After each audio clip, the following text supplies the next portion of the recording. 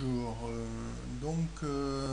comment peut-on faire des rainures sur par exemple une table Louis XVI, donc des rainures euh, linéaires et des rainures concentriques sur le pied facilement.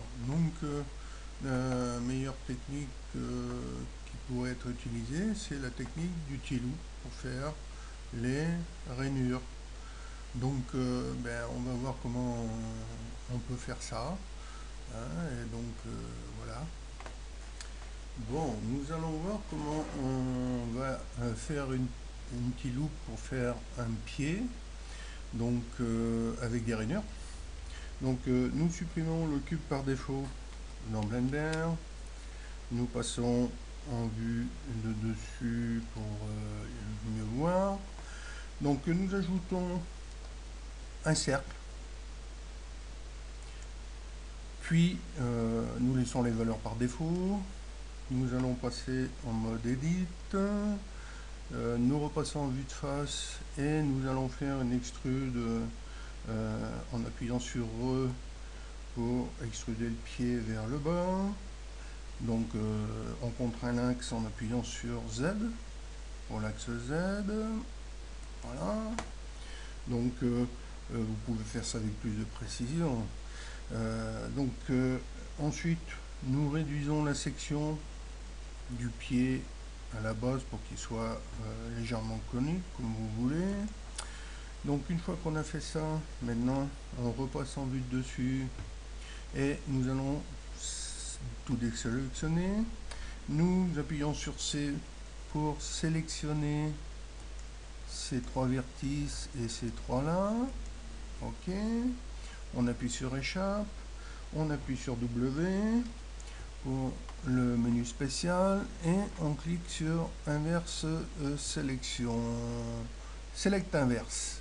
Donc là, les vertices qu'on va devoir supprimer sont sélectionnés. On appuie sur suppresse vertice et il ne nous reste plus que ça. Nous passons en vue de face maintenant. OK. On a une portion de pied. Nous allons ajouter une télé contre l'air. OK. On en ajoute une. On la positionne à peu près ici. Contre l'air, on en ajoute une autre en bas aussi. Voilà. À peu près comme ceci. On en ajoute une autre ici pour avoir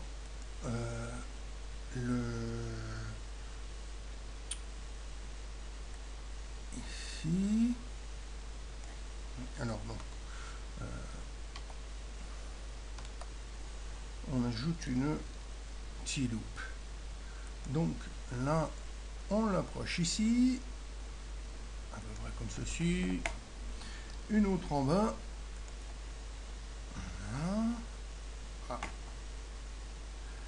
Voilà. Nous devons voir quelque chose de similaire à ça. Nous désélectionnons tout ça, nous passons en mode Edge, nous sélectionnons cette Edge, celle-ci, celle-ci et celle-ci. Non, pas celle-ci, celle-ci. Ensuite, nous appuyons sur W et nous cliquons sur Subdivide. Vous devez avoir à peu près ça. Nous passons en mode face. Nous sélectionnons ces deux triangles, C3 et 4, 5, 6, 7, 8. Ça doit être des triangles similaires. On appuie sur Alt J pour les transformer en quad. Voilà. Nous faisons la même chose pour ceux du milieu. Voilà. Hop. Et Alt J. Maintenant, nous avons notre T-loop qui est créé. OK. Alors, si on repasse en mode Edge, c'est pour ça qu'on appelle ça une T-loop. Voilà. On appelle ça une T-loop pour ça. Voilà. Donc maintenant, pour former le pied, nous allons utiliser un arrêt. Donc on fait add modifier arrêt. OK. Mais comme on ne veut pas que le déplacement soit linéaire, mais qu'il soit concentrique, il va falloir que l'on ajoute un empty. Donc nous repassons en mode object. Nous faisons majuscule A, empty. Attention que l'axe Z soit bien orienté dans ce sens-là. Nous resélectionnons l'objet. Nous repassons en mode edit. OK. Donc là, maintenant, nous allons cliquer sur Object Offset, sélectionner Empty, désélectionner Relative Offset. D'accord. Ensuite, nous allons repasser en mode Object et dessus, nous sélectionnons l'Empty que nous allons faire légèrement tourner pour déplacer. Voilà. Donc là c'est pareil, vous pouvez le faire aussi avec précision. Donc maintenant nous revenons dans le mode edit après avoir sélectionné le mesh. Donc nous avons cette case à cocher pour que les vertices se confondent à chaque jonction. Nous repassons en vue de dessus. Donc nous allons augmenter le nombre de valeurs count jusqu'à ce que le cercle soit formé. Et pour joindre la dernière, il faut cliquer sur First Last. Ici, bon, s'il y avait un petit problème, on peut légèrement modifier cette valeur qui permet de donner la plage de jointure. Voilà. Donc, nous repassons en mode Object et notre pied est formé. Maintenant, donc, nous allons former les rainures. Donc, nous repassons en mode Edit. Nous sélectionnons cette edge, toujours en mode Edge. Nous nous positionnons de façon à voir ce que l'on fait. Nous cliquons et nous déplaçons légèrement cette edge vers l'intérieur. Nous pouvons la déplacer aussi vers l'extérieur. Donc tout dépend de ce qu'on veut faire. Donc à peu près comme ceci. Donc automatiquement toutes les rainures se forment grâce à l'arrêt. Donc maintenant nous allons ajouter un modifier subsurf pour pouvoir lisser. Donc déjà on voit que ça colle pas trop.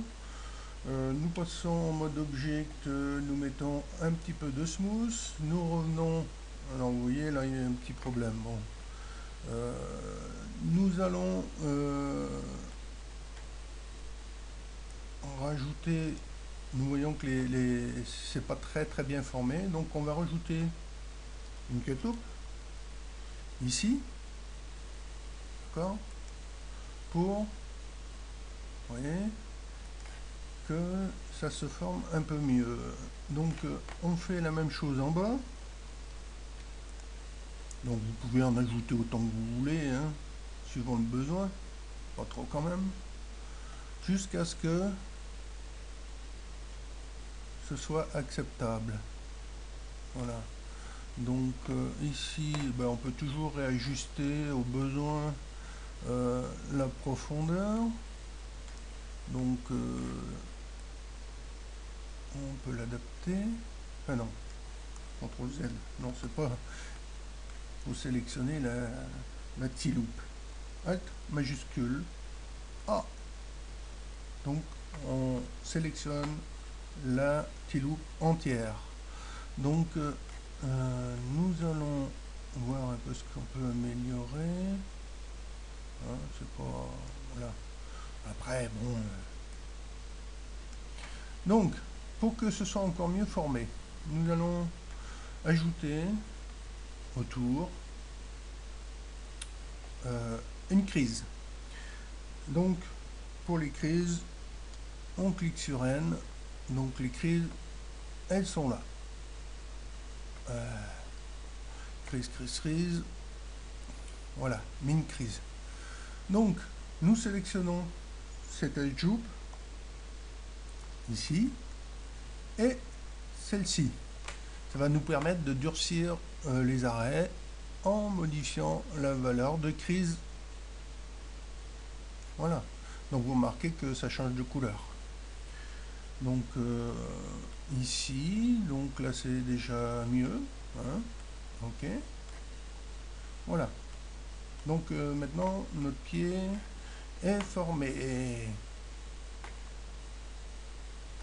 Donc là on s'aperçoit qu'il y a un petit problème de jointure, mais c'est pas grave. Hein. Donc on sélectionne l'empty et on le fait légèrement tourner sur la contraint Z, hein, pour que voilà, les vertices se marient bien maintenant. Donc une fois que tout est ok, maintenant on vérifie que tout est bon. On peut valider l'empty pour pouvoir continuer la modélisation et poursuivre le pied. Donc dans les modifieurs, le modifieur ici, donc arrêt c'est celui-ci. Donc s'il n'est pas en haut, bah, vous pouvez le faire remonter à l'aide des flèches, hein. Donc il faut absolument que ce soit en premier pour l'appliquer. Donc on clique sur appli et maintenant on ne peut plus rien modifier, hein. Donc il faut bien avoir vérifié avant. Voilà. Donc notre pied est terminé. Donc maintenant on a un mesh complet qu'on peut modifier en mode edit. Bon, maintenant on vérifie que tout est désélectionné. Nous cliquons avec Alt majuscule, clic droit sur le cercle de l'extrémité et nous allons faire une extrude Z très légère. Nous faisons une autre extrude et nous scalons. Donc nous remontons un peu comme ça. Nous faisons une autre extrude Z, S, voilà. Nous faisons une autre extrude Z et nous faisons S. Donc nous ajustons comme on veut. Nous, souvent, bon, on va faire ça par rapport à une image d'arrière-plan ou un dessin. Donc voilà, Z,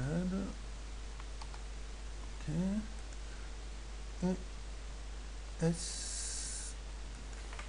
Donc dans ce cas-là, on fait, pas oublier de cliquer sur Smooth, hein, donc pour que le pied soit correct. Donc voilà. Donc vous continuez la modélisation du pied comme vous le voulez. Donc voilà, hein, ça pourrait ressembler à ça. Donc on fait un rendu et voilà, notre pied est terminé. Donc il y a encore quelques petites améliorations à faire, hein, mais bon, c'est le principe qui pour modéliser un pied facilement avec les T-loops pour faire les rainures. Donc on commence par faire les T-loops et après on poursuit la modélisation. Voilà.